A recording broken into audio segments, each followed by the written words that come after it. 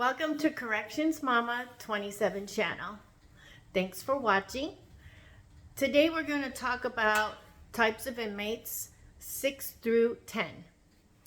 We already did a segment on 1 through 5. They're not necessarily in order according to the ones I like or don't like or dislike the most. These are just random thoughts of different types of inmates that I have encountered as my experience. So with six, we're going to start with the pervert. The pervert is always wanking off. He's always masturbating behind a door, under a blanket, around the corner, in the shower. He's always leering at you, watching you, and he's just like, they're just disgusting. They're gross. Nobody wants to be looked at like a piece of meat to be had. You know, it's just, it's dehumanizing when you act like you're looking at a product. You know, women have feelings. We don't like to be viewed that way. At least normal ones don't. Some do, I suppose. Some of the hoe bags, they want to be viewed that way. Particularly, inmates should know the difference between who is okay with that and who is not. Either way, it's a problem. It's a problem that they have that they're putting off on you. Anyway, I want to say that these guys are gross. You always know they're there. You always know they're leering and they're looking. And sometimes they try to approach you, or they'll ask you nonsense questions that they know the answers to. I mean, if you've been here 2 years at the prison, or you look at the number and the number is a lower number, you know this guy knows where Mellon property is. You know he knows the process on how to get medical care or whatever. They usually just ask silly, ridiculous questions, and you're like, really? What? I usually blow them off or answer a quick question and walk away. They'll also try to hold you up and linger around, and wherever you go, you kind of see them kind of hanging around. If you have a trap in the bubble, like a higher custody level, they'll come in from chow, come up to the trap, and you'll hear them sniffing you. You'll hear them smelling, like they want to smell your scent. They want to smell if you have perfume on. I wore perfume sometimes, but it wasn't very strong, and it was usually so I could smell it, because the stench at the prison, every prison has a stench. It stinks. So I always wore just a little bit. I didn't always. Towards the end, I just quit you wearing it, period. These guys, when they do that, and I have a trap, it's closed like this, and then it folds down like this. So when they would come up to the trap, first of all, they're not supposed to talk to you through the trap. The trap is for communication between officers, not inmates and officers. Because when chow's coming in, you're supposed to have your eyes on the officer, not being distracted by an inmate sniffing or talking to you or asking you nonsensical questions. They're supposed to go lock down. They're not supposed to run over to the control room. Hey, can I get a shower next? Or, you know, when is this or when is that? No, you ask the floor officer that. You don't ask the control officer. And they know this. So when they're coming up and doing that stuff, it used to make me angry. It used to kind of tick me off, because I'm not going to be distracted. I'm not going to have my officer get beat up because I'm talking to a clown right here that is just trying to distract me, and that's their job. So I just kick the trap with my foot, because one, you can't just close it with your hand. Those traps are kind of heavy, and they don't oil those mechanisms that push in and then push back out to lock, and you kind of have to be forceful. So I would just kick it and close it in their face. I know it sounds rude, but I'm sending a message, and I told them 1,000 times, and it's the same guys every time. that don't come in here and distract me. Don't come in here and talk to me. I'm busy. So I ask your floor, but they don't listen because they know that that's not their motive. Their motive is to sniff you, to whack off, to get a wood on, or whatever it is. You know what I mean? And or just get like a smell of you or whatever. You know, it's just creepy. So I would just kick the trap shut. I didn't care if I was being rude because I thought they were being rude and demeaning, and I just don't like being treated that way. I don't like being looked at that way. So I just kicked the trap shut in their face. They also had screens on some of them. Later they got screens. Before that they didn't have screens. So that's kind of how I would handle it. I would also call them out on it. I would confront them about it. I would tell them to stop it. Sometimes I would write a ticket. Oftentimes if it was serious, like they're being obvious about me, about whacking off behind the door or whatever. Sometimes they do it and you don't know they're doing it. You just assume they are. They're always the weirdo standing at the door, at the window looking and stuff. You know, so they would do stuff like that. Sometimes they're also testing the water to just see that if you're going to just tell them to knock it off, if you're going to write them up, if you're going to confront them. And if you don't say anything and you don't confront them, it's going to escalate. It always escalates because they just take it to another level. Well, if she let me do that, maybe she's going to let me do this or that. And then who knows? Maybe I'm going to get somewhere. Maybe I'm going to get with her. Maybe I can compromise. Stop. I tell them stop from the get-go. And when they continue to act this way, then I do stuff like to send a strong message. You can't write up every single body, but if it's more severe, then I do write them up, or I did write them up. Sometimes I would make fun of them publicly because they're doing this weird shit in front of other inmates, and the other inmates are watching to see what my reaction is going to be. Sometimes I'll just make fun of them. I also would document it in my personal journal, and I would also document it in my work journal. And there would also be times that I would just write them a ticket and do an IR, or I would just do an IR, you know, and if it continued to escalate, then I'd write them a ticket and put them on report. So never ignore the pervert because it always escalates. Make sure that you make it known that you're not down for that, you don't want to be talked to that way, or you don't want to be treated that way, or whatever weird things that they're doing. So I'll do some videos on some other situations where inmates will stalk you, or where they show their genitals and they just do weird stuff. And when they do those kind of weird things on a GP yard, they end up having to PC up because it's a sex charge. And they can get street charges for behaving this way as well. So that's the pervert.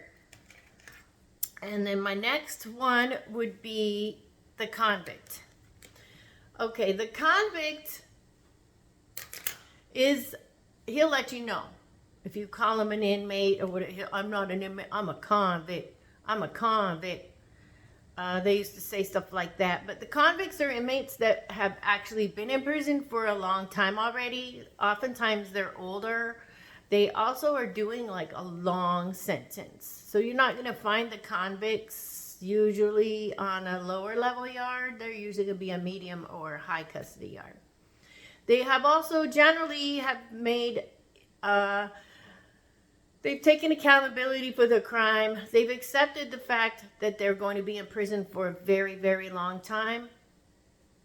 And they'll tell you, you know, I'm doing 50 years or I'm doing life, or they'll tell you that they're a convict and that they are spending a long time in prison. The convicts aren't really bad. I think it's good that they have accepted their responsibility. They've accepted the time that they have been given, and they know that they're going to be doing time. So they kind of settle in and they get a job. Oftentimes they will nicely or quietly tell you, especially like if you're new, sometimes they will say, you know, don't do this, or they will give you advice. It's sometimes, you know, when inmates give you advice like this, you need to determine if they're manipulating you or if they're just being honest and trying to share with you. You don't always want to do what all other officers do. I don't always follow the advice, but you just take it in and evaluate whether it's of value or not. You know, common sense, just like somebody on the street tells you something or gives you advice. They don't always have bad intentions. And then I would just take in that advice, and sometimes I would use it or consider it, and sometimes I wouldn't. It just depended on what it was about. The convict is very to himself. He's not generally a troublemaker. They don't usually give you a hard time.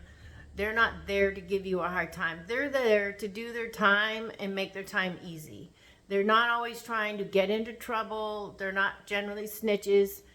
They just want to mind their own business and get on with what they need to do. They're usually fairly courteous. They're not going to hate you just because you're a CO. They understand that this is your job. They understand what your job is, and sometimes they'll scold other inmates because the inmate is yelling at you and you're just doing your job. And he'll say, look, dude, she's just doing her job, shut up. You know, and I actually kind of appreciated the convict and their attitude towards things, and they had a fair understanding about the prison and how it runs and how it works, and whether you're doing your job or giving the inmates, just giving them a hard time. Sometimes I would give inmates a hard time, but it was after usually they gave me a hard time. Then I would like spin it back to them. Do you know what I mean? But anyway, so that's the convict. And then we also had the legal beagle. The legal beagle is really an annoyance. First of all, he talks like he's an attorney and he knows everything. Inmates come to him for advice about their cases, on how they can get out of it or how they can appeal it or this or whatever. All right? That's what I think it's inappropriate because that's what you have counsel for. I mean, if you can't afford an attorney, you know, everybody knows that the state will give you an attorney. The legal beagle is always going to the library. He's always moving legal boxes back and forth. Inmates will give him legal paperwork to review and to look at. These guys are also know-it-alls. They think they know all the policies in the department. They'll correct you and tell you, oh, you can't do that, or you're doing this, and that's against the law, and I have all my rights intact. No, you don't. If you're in prison, you don't have all your rights intact. But they do have quite a few rights, but some you don't. But these guys think they know everything, and they're always wanting, where's my legal mail? Where's my legal mail? They just get on my nerves. And I always would go through their legal boxes if they were bringing it in or bringing it out, whatever, for whatever reason. I would look through it. I'm not reading it. They'll tell you, you can't look through it. You can't search it. Yes, I can. Yes, I can, and yes, I will. Am I going to sit there and read through a box of freaking paperwork about your case? No. I could give a rat's behind about your case. You know what I mean? I know nothing about it, but I am going to go through it and make sure you don't have contraband and things in there that you shouldn't have. And they do try to challenge you on that sometimes. Most of the time, they don't have much in there, except for legal paperwork. So that's the legal beagle. They're not bad inmates. They're just a pain in your ass inmates, you know. Then we've got the lazy slob. The lazy slob is usually overweight, but that's not always the case. Most of the time, though, it is. They refuse to work. They lay around in their bed and eat all day. Sometimes they have a TV and they just watch TV and eat and eat and eat. They eat in their bed. You go do your walk, and they're laying in their bed in all their glory with food and junk all over their shirts, crumbs and stuff. Their cells are dirty. They never clean their cells. They throw their trash on the floor. They have food on the floor sometimes. Their lockers are just unorganized and dirty. They've got hygiene with open caps, and they're just disorganized and dirty.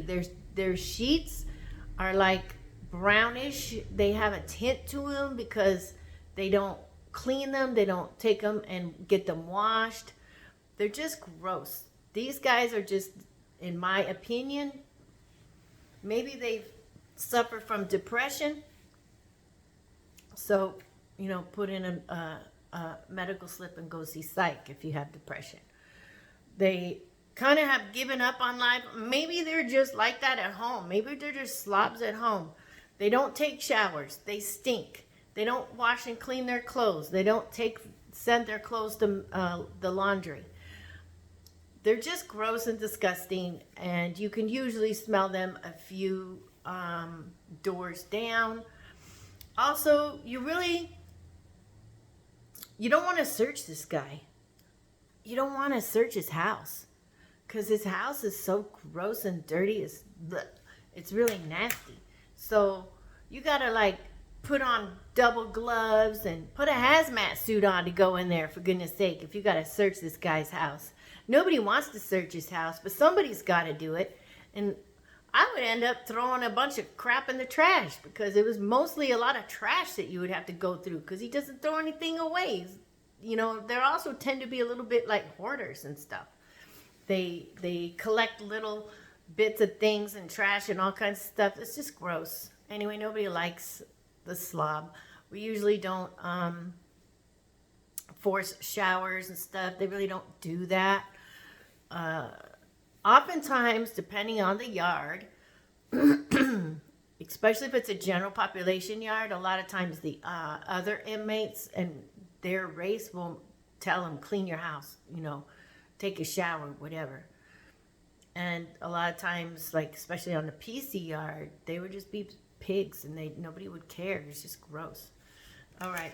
So then we've got number 10. 10 is the pimp. So the pimp is a guy that's usually on a protective custody yard. He's usually got sex charges on him.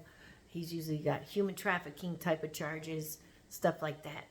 And the pimp thinks he's all that. He walks around the yard like he's smooth and cool. He always tries to come up to you, and he's not as direct and disgusting as the pervert. He's more refined in the way he talks to officers, especially if you're a female. He will be more subtle. So a regular inmate that doesn't have a weird motive would just be like, good morning, or morning, CO. Or they don't say anything and they just, walk past you and go to breakfast. They don't hang around. The pimp will say, good morning. How's your day today? Well, how are you doing today? Well, tell me about that. He'll ask open-ended questions to try to get you to communicate with him so he can gather information on you. He's always gathering information on you. He's always he might start out just saying good morning every day, and then, well, how are you today? What's going on with you today? You're a little grouchy today. Are you okay? You look like you're under the weather. Are you not feeling good? He's trying to open up that wave of communication. So you'll start giving him a little bit at a time about your day, or how you're feeling, or if something's bothering you, or then the next thing you know, he wants to know how your home life is. Things like that, right? These girls always fall for this stupid stuff. I don't even understand why they give them the time of day. I don't give them the time of day. I'm not interested. Keep walking. Go to chow. Get going. I don't have nothing to say to you. So you kind of have to be that way when you're a female. Otherwise, you're going to get compromised. Inmates are going to think you're weak. You could say, you know, something minor or casual to anyone else on the street. You say something like that to one of these inmates and they think you're interested in them. Or I think she likes me kind of thing.